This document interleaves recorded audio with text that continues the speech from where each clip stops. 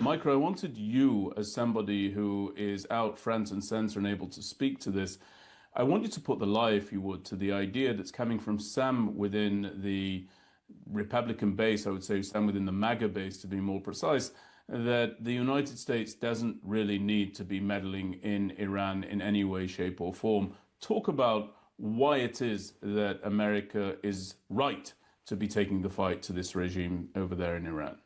As you highlight, Benjamin, this is a regime that's been in power for 47 years, and it has been 47 years of chaos within the region and actively seeking to undermine not only the United States, but allies like Israel, and then also neighbor states, as we've seen with the Gulf Arab states. And so I'd like to just kind of walk the viewers and the listeners back through this timeline, because I think people forget just how much damage this regime has done, and in particular to American forces directly.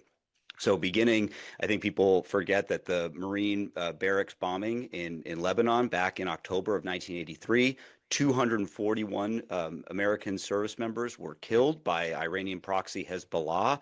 220 of those service members were U.S. Marines. And before Global War on Terror, that was one of the most devastating attacks on U.S. service personnel since World War II. And so that's something that is still in recent memory, and hundreds of American service members were killed.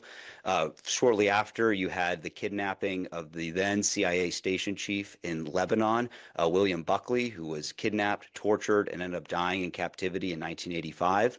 And then continuing to the global war on terror, and specifically in Iraq, although, as I'll highlight in a second, also in Afghanistan, you had over 600 American service members who were directly killed by Iranian materiel, whether it was weapons or training to proxies. And it was something that was absolutely horrific. But as there have been reports, it was hundreds of American service members. And I saw that firsthand in Afghanistan when I deployed 2014 to 2015.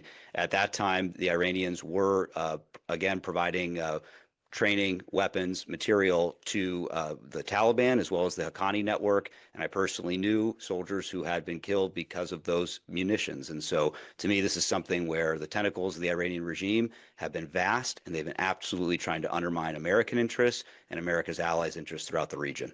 There is already an effort underfoot. It's underfoot in the international media. I've done several media hits for the international channels in Britain, in the United States, since this war began. I remind everybody it only began on Saturday morning, and there are many, many assertions that suggest that there's no strategy here. It doesn't take them long to say everything's lost and there's no pathway and there's no oversight, nobody knows where they're going.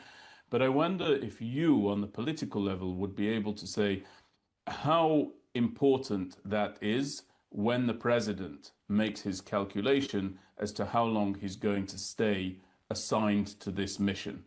How much do you think he's looking at the political calculus, and what would you want to see from the President of the United States, given the complexity of this campaign? Really, I think what the administration could do best is maintain constant communication to both the American people and also American service members to continue focusing on that there are clear objectives, such as the destruction of the ballistic missile program. I don't think listeners in the West realize how devastating that is. And I know that you're in Israel right now, and just absolutely tragic to see how those missiles have gotten through some of the Israeli defenses, but those are terribly capable and devastating missiles. And then also the complete destruction of the nuclear program is a serious objective. And as we saw last summer after Operation Midnight Hammer, something that the Iranians continue to try to seek in obtaining a nuclear weapon, despite negotiations to try to get them to find an off-ramp, as well as the overall Iranian Navy and IRGC capabilities. So I think if maintaining constant communication for both the troops and the public in regards to those objectives and other ones that materialize over the next few days, I think is important from the administration, just to understand and foster continued support for the war effort. Something I want to say too, though, and I know there's a lot of conversation here in the U.S., but just to inform the listeners, the United States does have the 1973 War Powers Resolution, and there's a lot of talk about that right now in American media.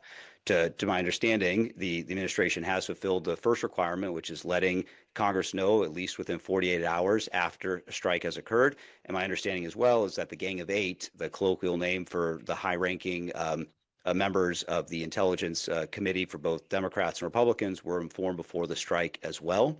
And so now it's up to Congress to determine and reassert its constitutional authority to determine whether or not there should be military authorization after 60 days.